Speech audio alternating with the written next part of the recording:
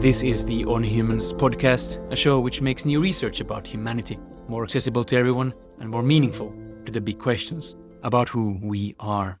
I'm your host, Ilari Mäkelä, and this is the final episode in this week's trilogy of short live recordings, offering a peek behind the scenes of the Carter Symposium on Ancient DNA, held at the Salk Institute this November. So far, this series has focused on the very deep past, on the differences between Neanderthals and modern humans, on the very broad outlook of how we all evolved in Africa and then expanded around the world. Today we focus not on the origins of modern humans, Homo sapiens, nor in the very first steps of some of our ancestors out of Africa, but rather on the very last chapters in the epic migrations of humans across the ancient world. Indeed, we are going to talk about some of the greatest journeys ever undertaken before the era of trains and airplanes. My guest is Andrés Morano Estrada. He's a Mexican geneticist, one of the leading experts on Latin American genetics in particular. And indeed, we discuss Americas a fair amount, both as the last great landmass to be occupied by humans, but also as an easy to visualize example of how different population mixtures have always created new ethnic profiles. Now, after the Americas, we also turn to the opposite side of this out of Africa story, not to the far west, but to the far east, where the Polynesian canoes traveled some of the most dangerous miles in the human journey. And at the very end, we discuss some recent findings about the very real possibility that the story did not end in Polynesia. Unlike in the past two episodes, this one does not include unpublished materials. All of this stuff is very well established. So if you follow these topics closely, you might actually know all or most of the data points that we discuss. But whether you do or not, I think it's a fascinating conversation, and especially if you haven't heard some of these findings, you're in for a treat. So I hope that you enjoy this. If you do and you would like to show some support, you can hit the subscribe button if you haven't done so yet, or you can give the show 5 stars on your podcast app if you think that it deserves it. And finally, before we get started, as always, I just want to say a very, very warm thank you to all the people who support my work at patreon.com/onhumans. Thank you so much. Your support really means a lot, and this episode, as always, is for you. Now let's go. Professor Andrés Morano Estrada, welcome to On Humans. Thank you very much. My pleasure to be here. Okay, let's begin. Humanity, born in Africa, part of us leave Africa, an epic journey through the Eurasian landmass. Some find Australia when they go more to the south, and some from the very north get to the Americas. What happens? That's right. So it's pretty well established that human dispersals went out of Africa and then basically colonized most of the land masses by the last, 10, 15,000 years ago, including the Americas as the very last big piece of earth that was colonized by modern humans. And, the specifics of that is following a north-south route, generally speaking, but it gets more complex in recent years. I'm talking like very recent years, in the past 5 centuries during colonial times, where there's this contact between Europeans and soon after Africans as well, and many other ancestors as well, basically, making a melting pot in the region that now it's one of the most diverse areas in terms of the source population that are mixing together and now giving rise to what we call America, right? And so, okay, let me make sure I get this right. So we have only one. There used to be a suggestion that there were many, but it seems that there was only one founding group of Native Americans that spreads from north to south. Correct or not correct? So that's not totally true, in the sense that there are several waves of migration from East Asia into the Americas. However, the vast majority of indigenous groups living today stem from a single source that made it all the way through South America. Okay, so there were many, but one becomes the dominant root population for all Native Americans today. And the North America in the north, in terms of the US and Canada versus Latin America, basically everything south of that. Do we see anything interesting genetic differences between them, other than the fact that obviously there's a bit more English in the north and a bit more Spanish and Portuguese in the south when we look at the European ancestry? Is there anything else that genetics can reveal about the history, perhaps different history of these regions? Right. So mainly that indigenous roots have been retained much more south of the Mexican-US border. There's much more retention of the indigenous roots. Because, even though the colony was established there and clearly, Spaniard ruled for centuries, the whole indigenous population really survived and still until today. So if you walk around now in southern Mexico, in the Yucatan Peninsula, or in Peru, you can clearly see that the indigenous group is the most dominant group around. However, there's of course various degrees of mixing because of what we said of, European, African roots mixing together. So what we have learned using genomic tools is that you can tease apart the origin of each of these roots by basically doing sequencing or genotyping analysis, and then afterwards detecting what is the most likely origin of every little piece of the DNA that we have in our bodies, and then comparing to the potential source populations that gave rise to this particular segment. So that's very interesting because then we can learn much more things about where we're coming from in terms of the ancestral origin of our lineage. And the Native Americans in US, Canada, first of all, are smaller in size than typically what you find in Latin America, so Mesoamerica and South America. Is that correct? The population size is much smaller. That's right. Yes. So in the US and Canada, there are many indigenous groups called differently. There are a lot of linguistic diversity as well, or like the, First Nations, as they call it in Canada. But typically these are geographically restricted to their own areas. They have reservations, and they have actually more rights in terms of their own land, in terms of the federal recognition. This is not the case in the rest of Latin America. So they have no specific lands or that they can occupy. So that's another thing that makes them more vulnerable in a way, because they can be pushed out from their original lands. But at the same time, they're much more numerous because, like I said, they are spread not only in their indigenous territories, but throughout the contribution they have made to the general population across many countries. Yes, so the kind of the Hispanic, Latino, Latinx population, however we call them, they are not just the European pool of ancestry. They tend to be some variation of European and indigenous mix. That's right. Interesting. And then you, of course, have the African component, Brazil and Caribbean, especially massive zones that had African slave trade, bringing in this level of analysis genes from Africa. How would you help us? I mean, Mexico, I guess, is a classic example where there's this mixing between European and Native American. What would be a classic example where you would have Africans and Europeans, or African and Native ancestry mixing in Latin America? I would think about Colombia. I think it's a good example. Okay. Because like you said, Brazil and the Caribbean islands, it's a very obvious place where African ancestry had much more influence, because they were the immediate ports of disembarkation from the basically all the traffic that was between Africa and the Americas of this transatlantic slave trade was occurring with those places as a destination. So it's obvious to think that today they retain much more African ancestry. However, places like Colombia that have both on one coast, Atlantic, which is much more exposed to the Caribbean area, coming, boats with African slaves, and then they disembark in this Atlantic coast of the continent.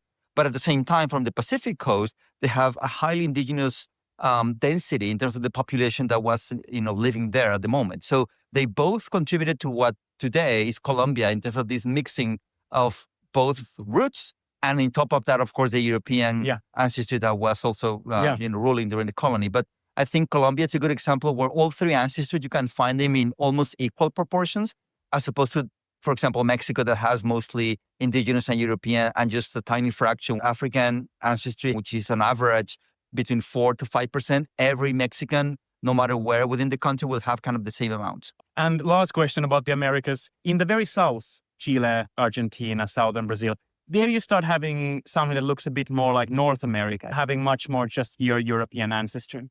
That's correct. And that is due to much more recent migration that are known to be coming from Europe. And that's not due to this first contact, mostly about the Spaniards, Portuguese that came with this kind of Iberian Europeans. So this is not origin. conquistadors, this is late 1800s Correct. Migrants. This is the, immigration phenomenon that occurred in the last 2 centuries. Most of them came from Northern Europe, Italy, that particularly targeted countries like Argentina, Chile, some parts of Brazil as well.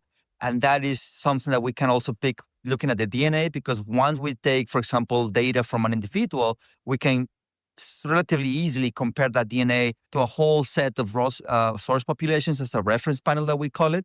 and then see which is more similar to that particular individual. And we have seen that indeed is much more similar to the Northern European profiles than the Iberian Peninsula DNA. Wonderful. Now we have the three colors of Americas. We have the European, the African, the Native American, kind of mixing in different kind of compositions in different countries. You said that this is the last place where humans move, and that's absolutely true, of course, in the Ice Age migrations. But the last places of the world that humans reach are the Polynesian islands, Aotearoa, New Zealand, for example, Hawaii, Fiji, Tonga. This story typically was not thought to be linked in any ways to America. So let's tell the traditional story first. Who are these people who go to the horizon, not seeing land, and continuing sailing and finding all these small islands across the Pacific? So it's a fascinating story because after, like I said, major land masses are already colonized by mother humans, there's one last vast piece of, I wouldn't say land, but a piece of the planet that was uninhabited until 5,000 years ago. And this is the Pacific Ocean, right? So big long distance migration were not even possible until an expansion that is called the Austronesian expansion. They started from what is currently today known as Taiwan. And from there, they started doing by sea connections between Taiwan into the Philippines and then southwards into what is today Papua New Guinea and so on and so forth. But then after that, and I'm talking about more, 3,000 years ago, they started to develop much more navigation skills that allow them to do more long distance travel. So there's two chapters. The first chapter is when you're island hopping to closer by islands, you're saying, and you have to get better technology to do these really long distances. That's right. So that basically reaches more or less the near Oceanian islands that it's already part of Polynesia, but that's like Tonga and Samoa, where they basically reach this island. And from there, apparently, they developed this ability to do longer distance voyages. So from there, basically, they reached the central part of Polynesian islands in the Cook Islands. And then this started to come. These are still distances that are not as distant as the following after that. But at least they already developed this technology that allowed them from there to go to these other much more distant places that now characterize the Polynesian Triangle, like you said, on the north part Hawaii, and the easternmost part it would be like Easter Island or Rapa Nui, and in the southern part would be New Zealand. And can we get some rough dates, like when do they leave Taiwan, when do they leave into the very big horizons, and when do they reach the last bits of these islands? Well, can we get the rough dates on those three events? Right. So everything happened like within, like I said, this window of 4,000 or 5,000 years ago, starting from Taiwan. And then by roughly 3,000 years ago, they reached Tonga and Samoa. And then by 2,000 years ago, they reached Cook Islands and the rest of the islands around, mostly coming through the Tuamotu archipelago. And from there, it's roughly about the year 1200 that they start doing these longer distances into the Marquesas, into the north, to Rapa Nui, to the southeast, and even Hawaii. We believe that the Tuamotu archipelago was most likely like a hub of long distance voyages, starting, like I said, 1200, which is the date that we estimate that the Easter Island was colonized.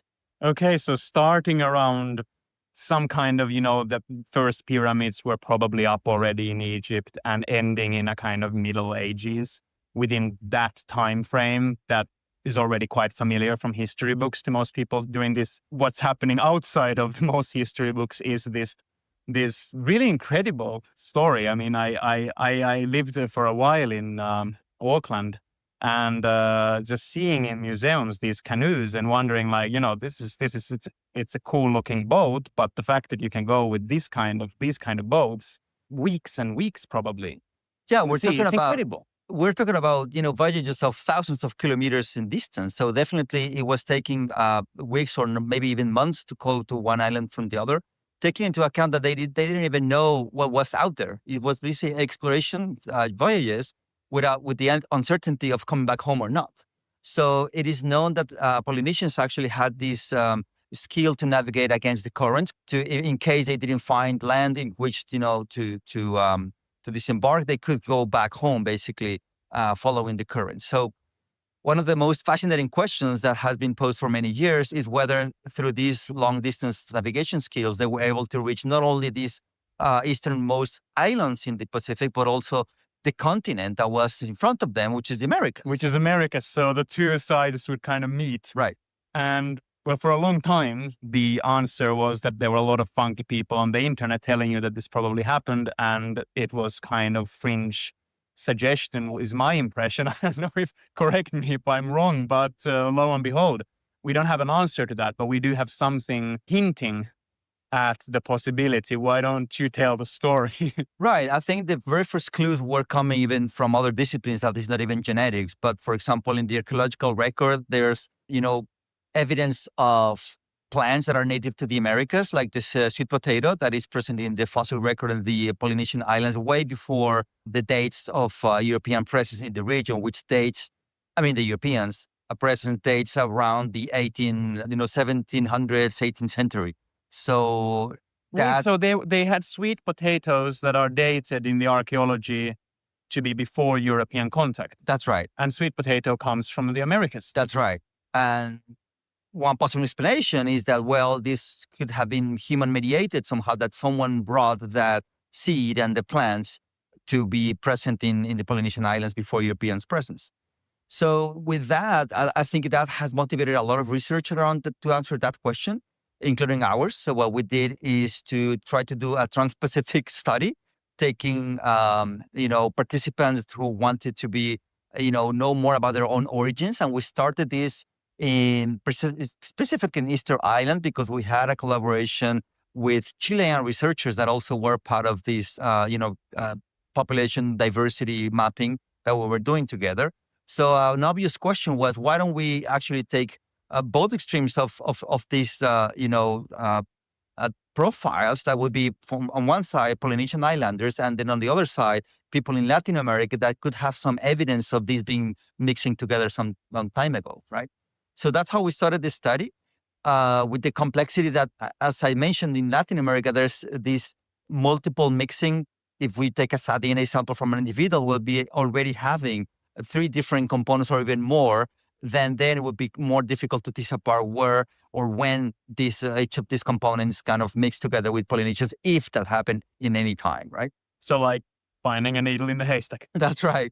However, I think we were able to kind of make this a little bit simpler by applying techniques that allows us to kind of analyze the DNA of an individual, like let's say one ancestor at a time. And when I say one ancestor, it's not one individual, but one ancestor in terms of the continental source of the profile that makes a particular individual, right? So we took DNA from Pacific Islanders. These were mostly individuals from Easter Island, but we also expanded the study to include also people from the remote islands of North Marquesas, of the Tuamotu Archipelago, the Austral Islands, precisely because we wanted to open the scope of if there was a contact, what if it didn't happen in Easter Island, right?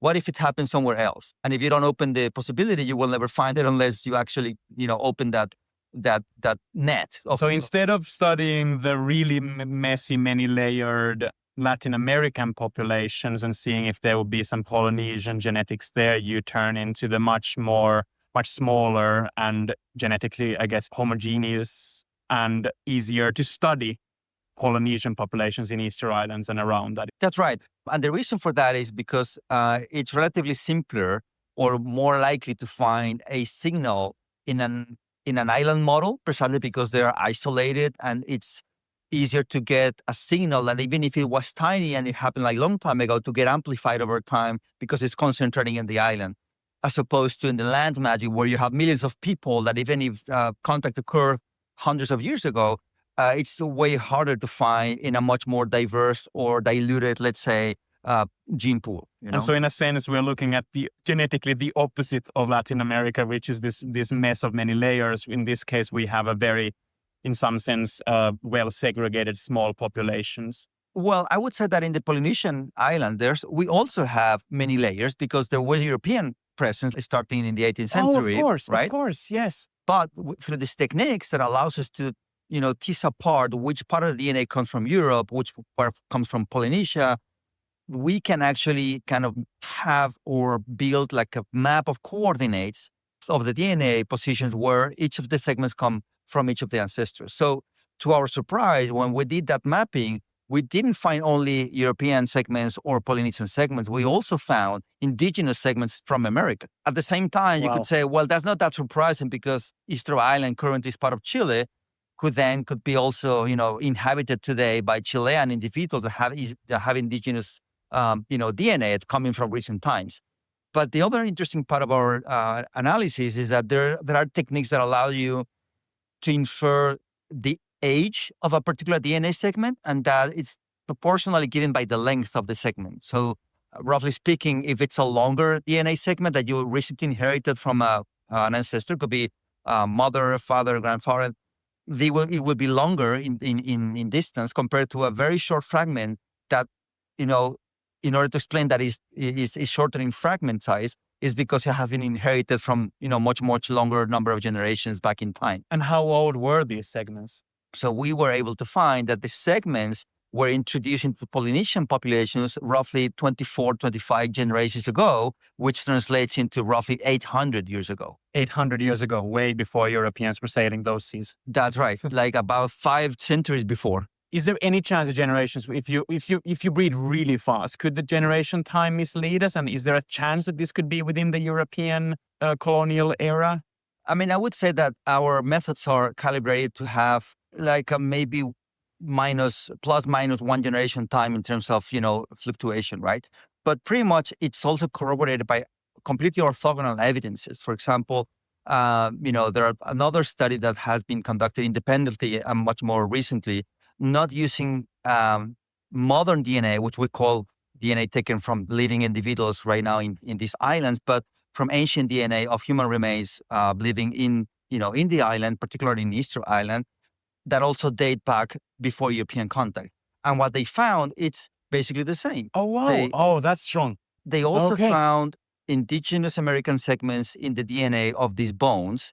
And they were able also to follow a very similar approach in terms of inferring the date based on the length of these segments. And they also concluded that the date in which they were introgressed is way before the European contact. And so now the question is that if we take this for granted, we do know that there's some kind of link. Was it the Pacific Islanders, Polynesians using this sailing technology to go to the Americas and back? And we just don't see the genetic signal in America because it's much messier to find it there. Or could it have been that they never left the Easter Islands, but by some ocean current or some unknown sailing technology, it was actually the people from the Americas who got to the Polynesians? What do you think?